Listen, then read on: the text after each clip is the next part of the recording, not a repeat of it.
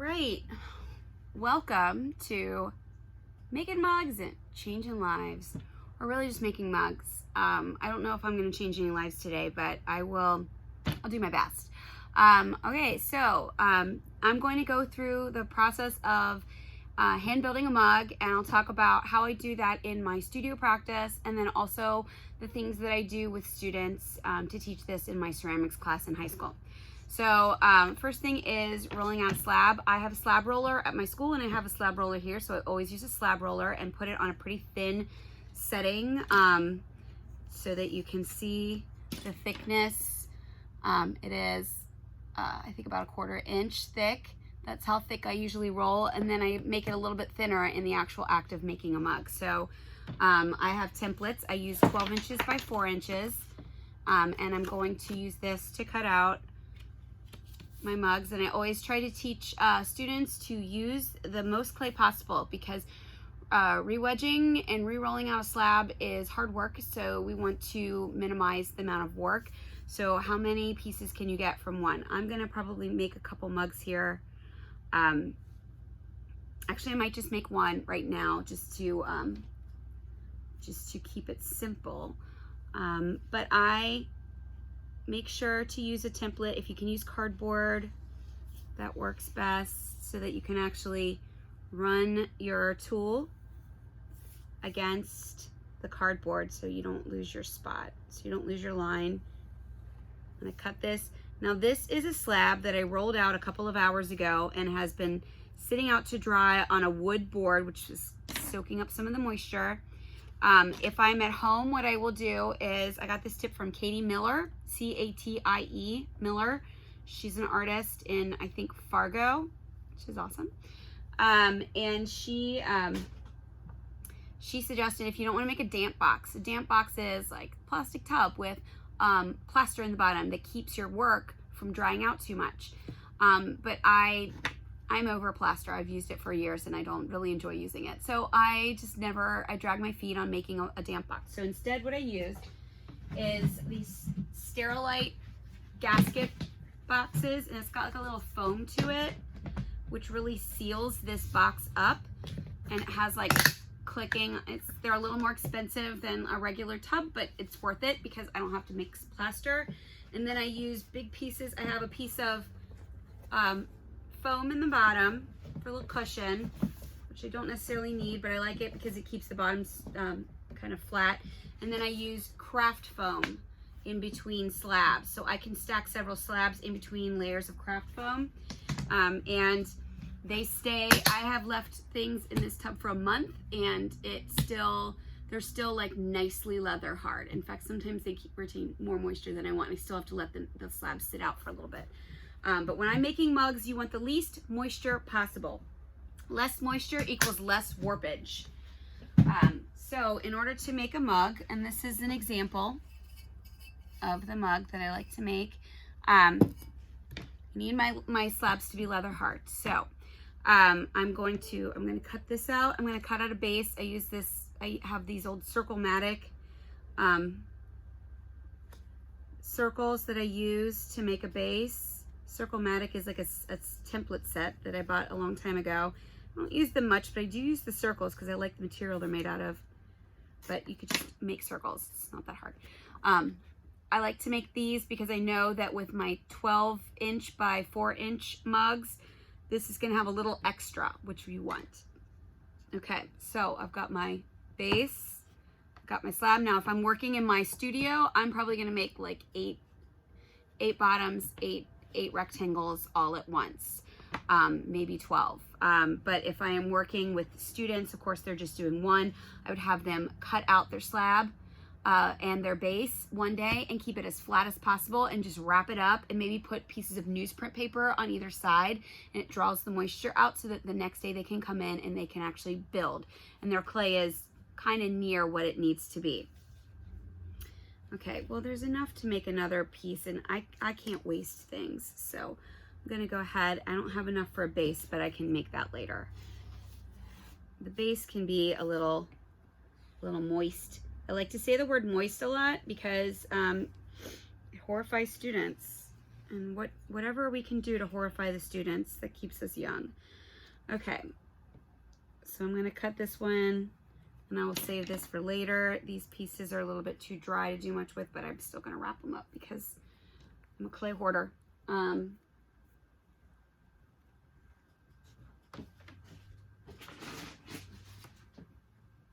Or I'm not going to wrap them up because I don't have plastic handy. Here we go.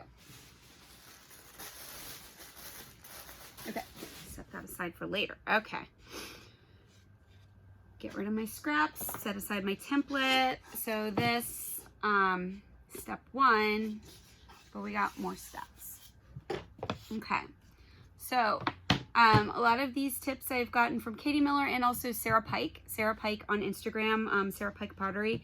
She's a Canadian artist and she does hand building and it's really great, and I will post a link with that somewhere accompanying this. But she's great. So Sarah Pike, look her up on Instagram. I've done a virtual workshop with her, and I've also like followed her videos and really learned a lot from her. So this is still a little bit on the thick side. I would like my mug to be a little bit lighter weight and a little bit thinner, and I definitely want to address the rim because a thick rim, this is something I preach to my students, a thick rim may look nice, might be smooth, but in the end, if this rim is too thick, you're going to drink coffee and dribble.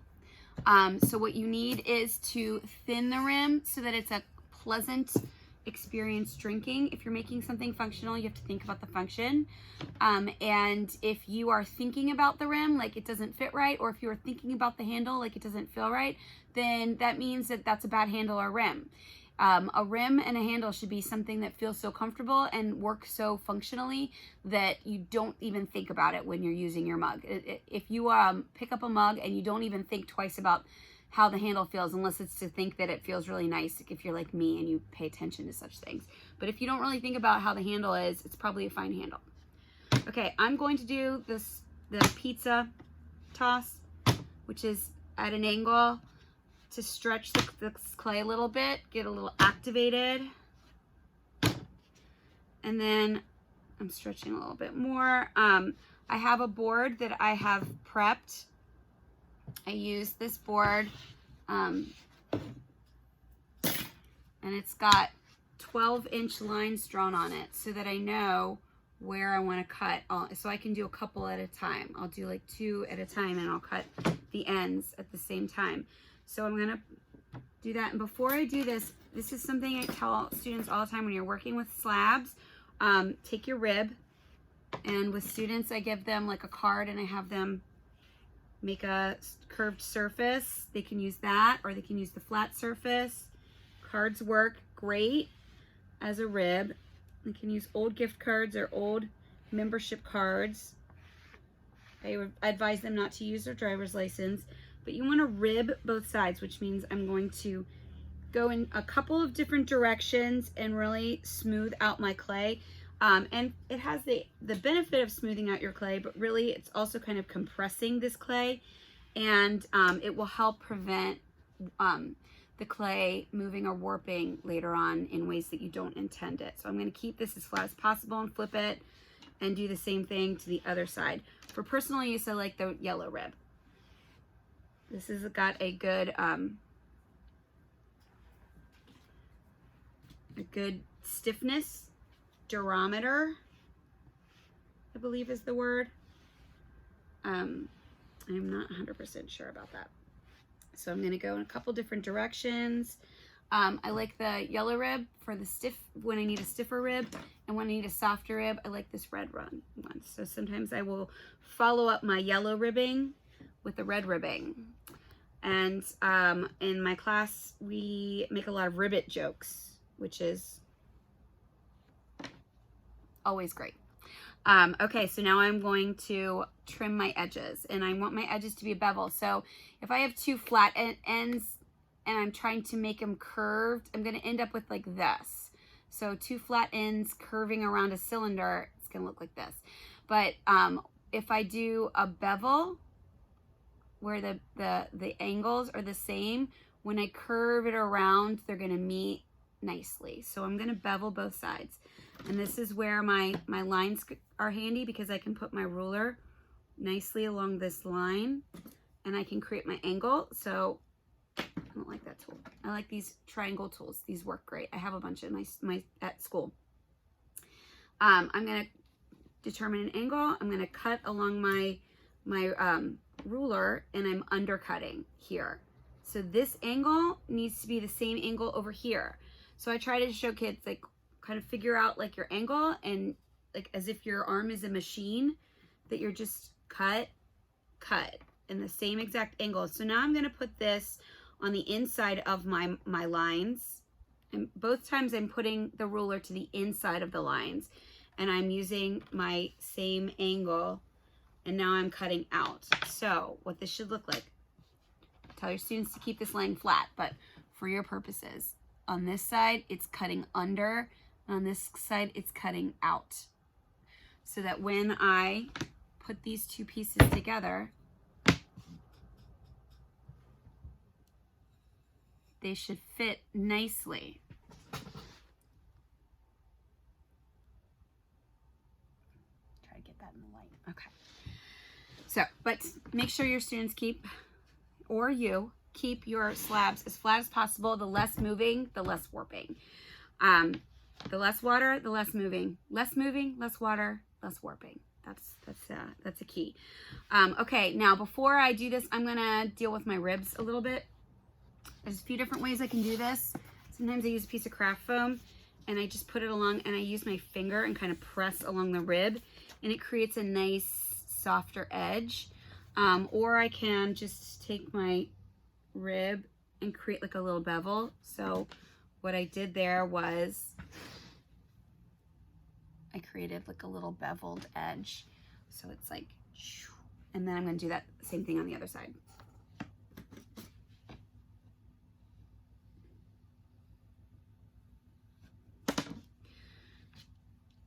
And then I'm going to take my sponge and clean that off a little bit. I want my edge and let the least moisture possible on your sponge, please. I say please as if you are my student. I'm going to do the same thing to the other side. And I try to pick it up from the ends whenever possible.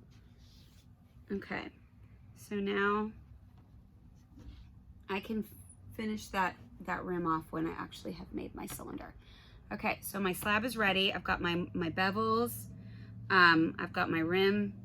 I would usually do the rim first and then do the bevels, but sometimes I forget what order I'm working in. Okay, so now I'm going to make my cylinder. This is firm enough that I feel pretty confident doing that. Okay, so when I put this on, I like to use a banding wheel so I can use the circles as a guide, a visual guide, but then I also want to have some kind of form. So this one is stuck. It's still stuck from earlier today, but it's about dry enough to pull off. But I made this one a little bit too small, so now it's a little bit too tight, so I'm probably going to lose this slab, actually. So usually if I make my slabs long enough, I will use a PVC pipe, but I'm not going to do that just because it was a little bit small, and I think I cut my slabs a little shorter. So anything round will work to curve your cylinder around, and a little over curve is actually helpful because this clay is going to move as it dries. It's going to bend a little bit. And if you're kind of giving it clay has memory, it will remember each move, which is why you want to keep it flat as long as possible. You don't want to move it until you're ready to put it into a cylinder. So once I put this into a cylinder, if I kind of over bend it, when it moves and dries, as it dries, it will move into that cylinder a little bit more because it remembers a tighter curve. If I use something bigger, then what would happen is it would remember a wider curve and it would start to pull apart and it might pull your seams apart. So instead, I want to do that. And I'm going to use, this is what I do with kids a lot. I just have them put like, I want them to have a surface to make their seam against, so they can put pressure, but I also want them to have a curved surface. So I have them have a curved surface, and I have a lot of handle-free rolling pins. Actually, for take-home kits, I used dowel rods, the really heavy, like 1.5-inch dowel rods, and we cut the length so I could get 4 from each dowel rod, and I sent those home. That worked out pretty well. All right, so now I got brush, a little water. It can be slip or it can be water, or it can be magic water, which is soda ash and sodium silicate. A little bit of that added to water. And that does make for a really nice clean stick. But I usually forget to get those materials, so I usually just use water. Little hint, if you paint water on clay, it makes slip, because water plus clay equals slip. Okay, so I have scored both of these surfaces. I like to use a serrated rib for that. For students, I have them make a scoring tool, which is just a card cut with a little fringe, and then I cut little points on it. So this they can use as their scoring tool. And against this surface, I'm going to put the one with this is the bevel out, and this is the bevel like under. So I can line up my 2 bevels. I'm going to turn this around so I can see what I'm doing.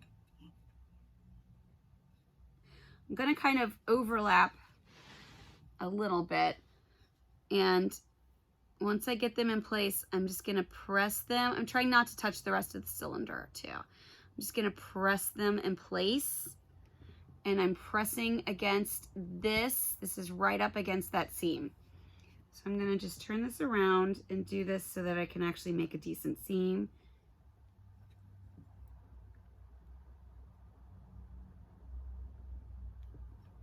Like that. You can see the seam is pretty well pressed together, and it's nice and fluid. I'm going to keep that surface there. Anytime you, I'm going to use my red rib, soft rib. Anytime you can have a support, so that way the clay is not moving. You want to keep the clay as still as possible, as much as possible.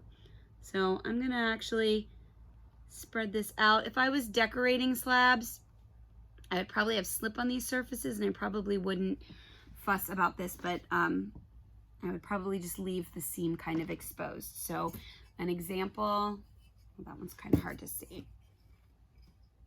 A lot of times I put there's the seam right there. I don't know if it's really very visible, but I will usually put the handle over the seam. Sometimes I don't, but here is an example of a cylinder with the seam, and this is not the best seam because I was a little distracted by some technical difficulties, but you can see that I kind of leave that seam there. I don't really mind the seam being seen. Okay, so once I have made sure that the exterior is really well done, I'm going to put my hand against the side. I'm going to get my brush, and not much moisture. I'm going to zip up the interior seam by pressing the brush against that seam, just kind of drawing it up. And then I can go in and fix any little awkwardness there at the top of the seam. I don't mind seeing that a little bit, so you can see a little bit of a dip. I could trim that down and make it more even if I wanted to. But what I'm really just going to do is I'm going to take a wrung out sponge. I'm going to go over that rim one more time. Make the rim really nice and soft. You don't want it sharp. That would be very uncomfortable.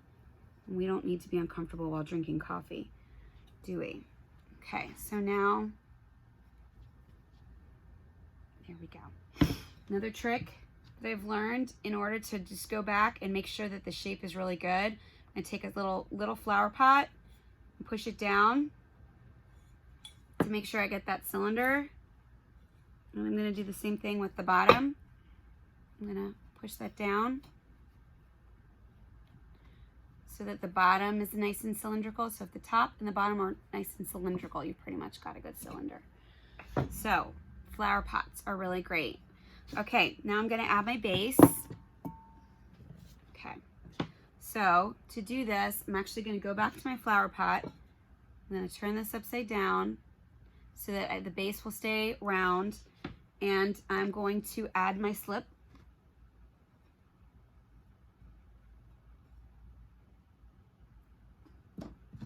And I'm going to add my scoring. And then this, I need to rib on both sides.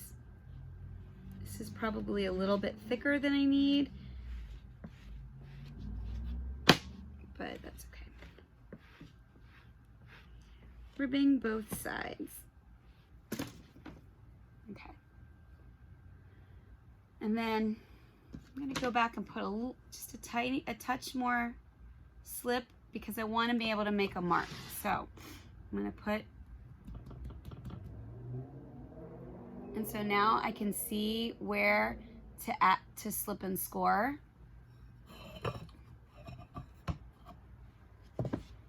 I'm going to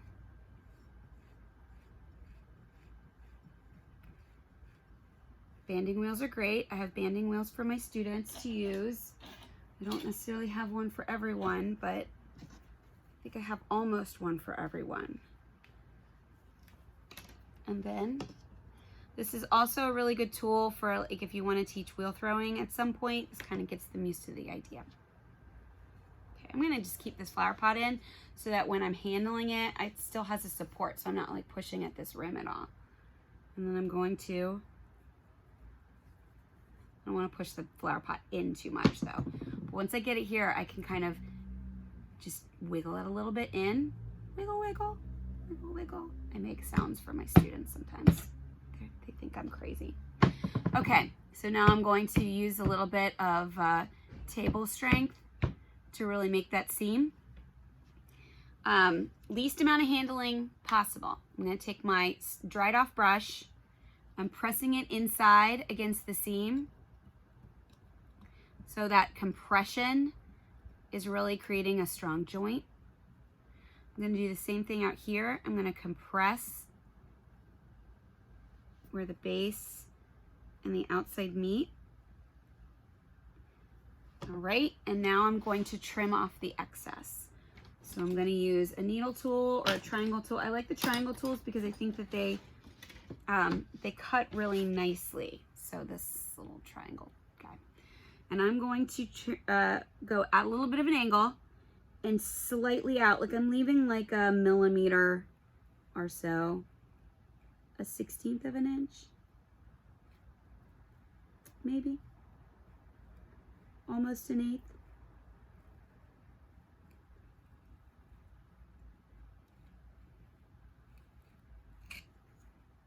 That is not something I can talk while doing.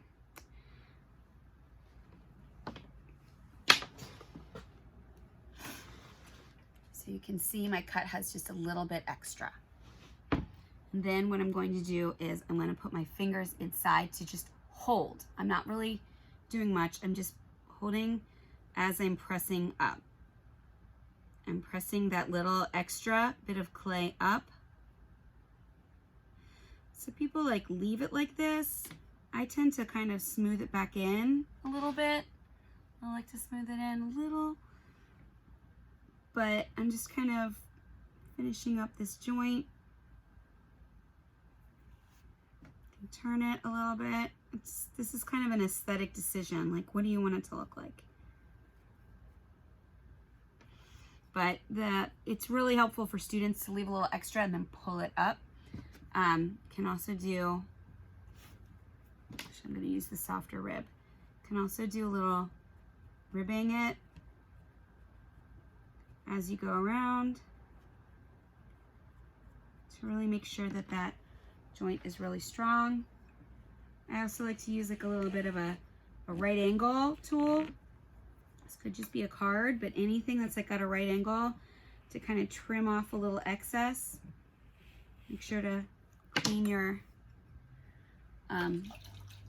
tools off. I might just kind of add a tiny bit of sponging just to kind of smooth it. I want the least amount of water possible. So I just put a tiny little bit of water on it just so I can smooth it, just the tiniest bit. Okay, so now I have a really clean cylinder that has some good joints. I'm going to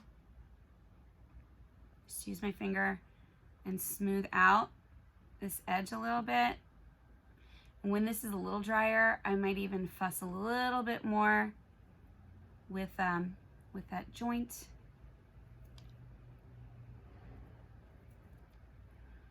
And of course, there are some extra things to think about if you have decoration. But another thing I've learned is there's a thing called plucking that happens. So if you fire this and it's perfectly straight down and then flat, I've learned, thanks to my good friend Laura Davis, that plucking can occur, which is where pieces around the bottom edge tear off and stick to your kiln shelf. And even if you don't have glaze there, that can happen. So here is a trick that I have learned from Laura and from Sarah Pike, is to, I'm going to do this on the actual table surface, is to make sure to roll the bottom edge just so it has a little lift at that corner, and it kind of pushes out that bottom edge just a little bit, so your glaze definitely has like a stop. So now I have this nice little like rounded edge there. Okay. All right. So I have my good cylinder. I've got my rounded edge. I can fuss with this later when it's even drier. Last step is my handle. Okay. So I have a thick slab. And this is a little bit thicker than my clay. Like, what is this? Let me see how thick I've got it. It is like 3/4 of an inch thick in general. I would sometimes like actually roll out an even slab on my slab roller. But for this purposes, I just kind of made a flat slab. I have this is a really good width for a handle, I think. I also have a little template that I use sometimes. So I'm gonna just put that template here, kind of pressing it down to make it like a little bit flatter. And I'm gonna cut. Now, generally speaking, I will be working with multiples. Kids would probably just be working with one, but I would be working with multiples. So I would cut like however many handles and maybe a couple extra just in case. But I've got now this like square coil shaped sort of thing. And I'm gonna pull this handle. So instead of starting with the carrot, which is what the traditional handle pulling is, I like to do this and then just use the pulling process to smooth it and make it really comfortable. I'm gonna make it thinner too. So I'm going to turn frequently and pull. And I have not quite decided on what kind of handles I love the best, but each time I drink from a mug, I pay attention to what the handle looks like and do I like it or not. And I've kind of started to get a little more consistency. I tend to kind of smooth it out between two hands when I'm about done, so I get the right thickness there, and then do just one more swipe on both sides to make sure that the ends are smooth and round. So this is a little thicker here and a little thinner here, and that's okay. That's kind of what I want. I'm going to trim at the thick part and the thin part, and this is, yeah, about 6 inches. I somehow always manage to guess that it's about 6 inches long. So then this is my handle, and some people just like add it. I mean, there's a billion different ways to make a handle. What I have been doing lately is I made some handle templates. I cut them out, or I didn't cut them out. I drew them. And what I do is, this is a little hard to see at an angle, I lay this down on top of my drawing, like so that I can get a consistent handle. So you could actually play around with this in class and like let your kids draw different kinds of handle shapes and then lay it down like this. And so what I'll do is I will cut several, pull several and trim them down to 6-inch lengths and lay them flat for 20, but not even 20 minutes, like 10 minutes to firm up. And then after that, I will kind of cover them so they don't dry anymore And then when I'm ready to add the handle, I will do this and then add it. And then what I can do is it tells me where to cut.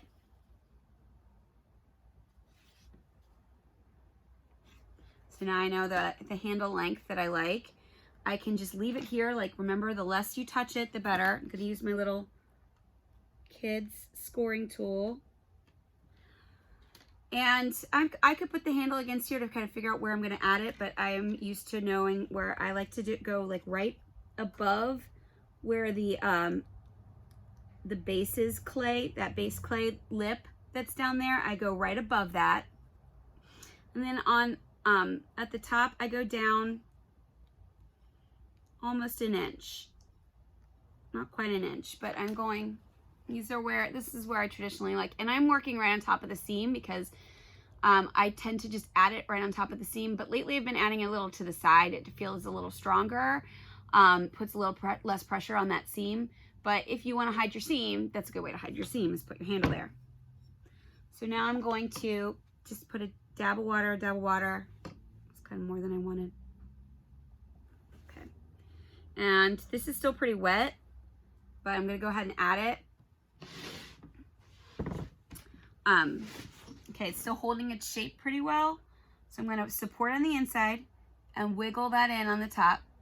And I kind of hold it on the sides to kind of create like a little shape there. And then the bottom. Now, ideally, I would have let this handle dry a little longer, but for demonstration purposes, and that's this kind of handle. Now, sometimes I like to do a little bit more of a with the top handle. So in that case, I'm going to show you how to do that.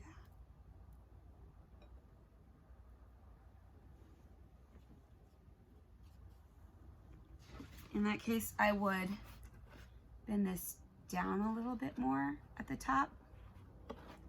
See this? I would have this going down more like this, because then I would add it here. And I'd press a little bit at that top. So you can see there, I'd press a little bit at that top, then I'd add it here.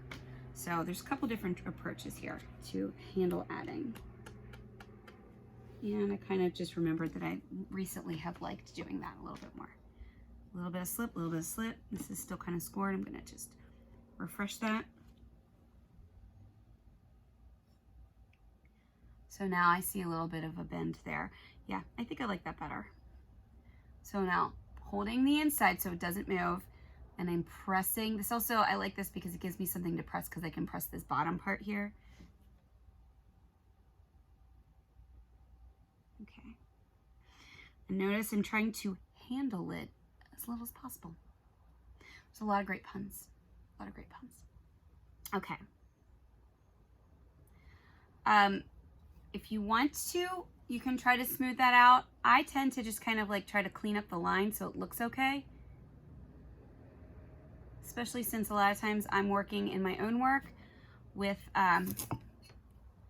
different color, like a darker clay, and then a decorated surface. So, okay. And then I would probably, on a piece of foam,